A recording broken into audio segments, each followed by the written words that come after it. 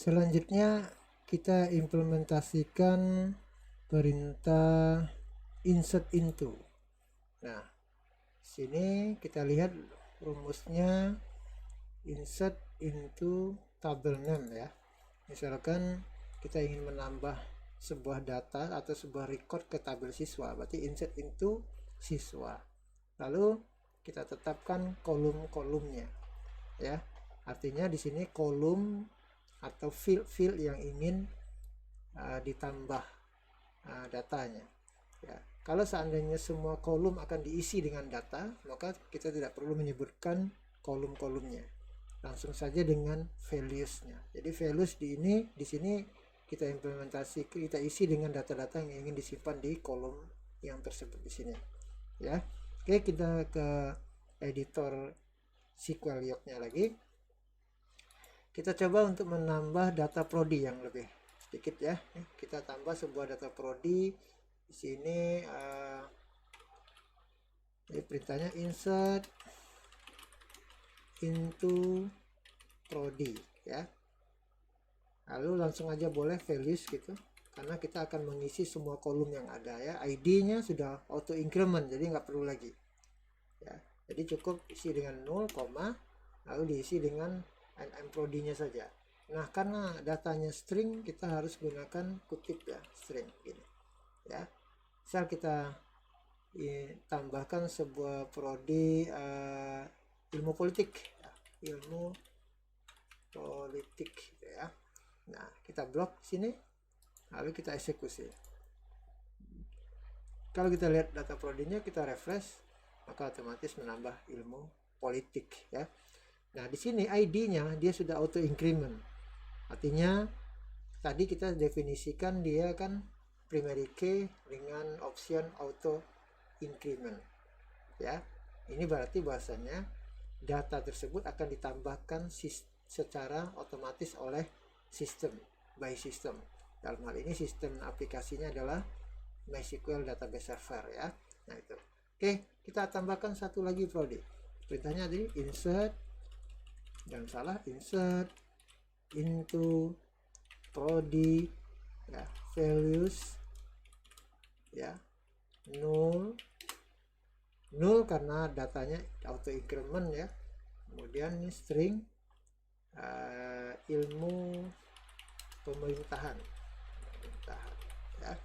Oke, kita blok dulu gini, lalu kita eksekusi dengan ini insert ya. Ini satu sukses ya. Kita lihat ini refresh, otomatis bertambah. Nah, begitu juga dengan siswa.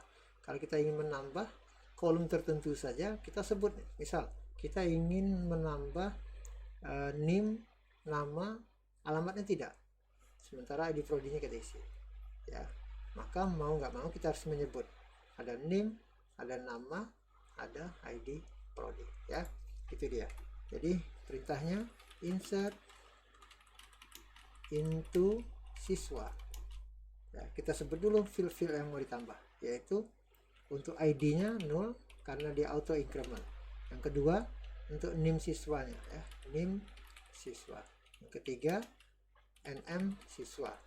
Yang keempat ada ID prodi ya. Nah, baru values gitu ya, buka kurung, tutup kurung ya. Maaf, di sini berarti ID-nya nggak perlu ya, ID nggak perlu ya, maaf ya. Kemudian sini baru nilainya. Untuk name anggap 3001, lalu berikutnya adalah untuk nama string juga kan, namanya misalnya Dinayanti ya.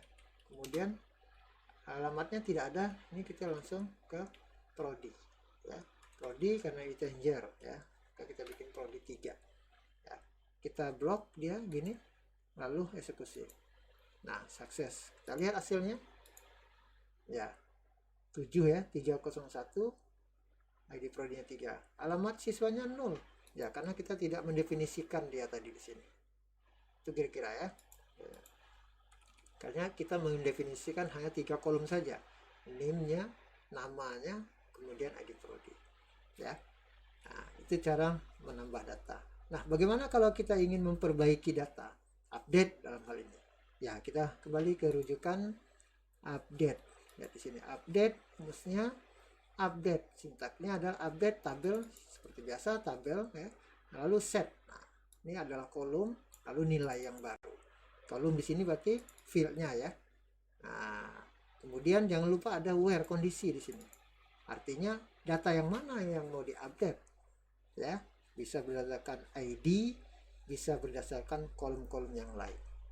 Kita coba, kita kembali ke SQL Doc-nya. Anggaplah kita mau mengupdate data Dina Yanti ini ya, dimana kita ingin memperbaiki alamat siswanya. Maka perintahnya jadi update siswa set yang mana, yaitu alamat siswa diganti dengan data, misalnya dia selamatnya Kumpe Ulu ya gitu. Nah, jangan lupa where ya, karena kalau tidak ada where, otomatis semua data akan ditimpa alamat siswanya ya. Di sini kita berdasarkan ID 7 berarti ya, where ID sama dengan 7. Oke, itu dia. Kita blok ini, kita eksekusi ya, berhasil nih, satu sukses. Kita lihat, kita refresh nih. Iya, Dina Yanti sudah berubah nih, alamat siswanya Kumpe Ulu. Nah, itu cara mengupdate. Jadi ingat, kalau update itu harus ada kondisi where ya. Oke, lanjut lagi. Berikutnya adalah delete. Delete digunakan untuk menghapus data. Perintahnya sangat sederhana nih. Delete from tabel name. Tabel name berarti tabel apa yang ingin kita hapus. Where, nah ini ada where lagi, yang lupa where ya. Where kondisi, kondisinya sama tadi. Kondisinya boleh berdasarkan ID, kolom-kolomnya ya, berdasarkan ID atau berdasarkan name atau berdasarkan apa saja yang sifatnya unik gitu ya. Kalau tidak ada kondisi where, maka otomatis semua data akan dihapus. Nah, ini harus berhati-hati ya dalam hal menghapus. Oke, kita implementasikan, kita kembali ke SQL Doc-nya ya. Anggaplah kita ingin menghapus data Sujana ini ya, 6, ID-nya 6, berdasarkan ID 6 ya, atau boleh berdasarkan NIM juga boleh ya. Kita tambah delete from siswa ya, where jangan lupa. Nah, di sini where, misalnya berdasarkan NIM siswa, NIM yang mana ya, karena dia string harus pakai kutip ya. Nah, NIM yang 2003 itu dia.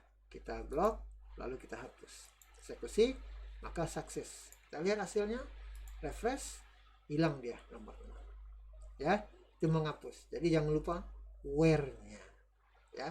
Kalau tidak ada where, otomatis semua data tidak akan terhapus. Jadi where ini kondisi artinya menanyakan data yang mana gitu. Data mana yang mau dihapus. Kalau tidak ditentukan, semua data akan terhapus ya. Nah, dalam hal penghapusan dan update ini jangan lupa where-nya, karena di dalam editor SQL Doc ini dia tidak ada kondisi menanyakan dulu benar ini mau dihapus semua atau enggak. Jadi itu harus hati-hati. Oke, itu dulu kira-kira tentang implementasi CRUD di MySQL database servernya ya. Nah, untuk selanjutnya kita akan menerapkan CRUD ini dengan menggunakan PHP ya. Dalam hal ini PHP plus jQuery, ajak di jQuery ya. Anda silakan ikuti materi selanjutnya, insyaallah minggu depan. Baik, saya sudahi dulu di sini. Saya akhiri dengan wassalamualaikum warahmatullahi wabarakatuh.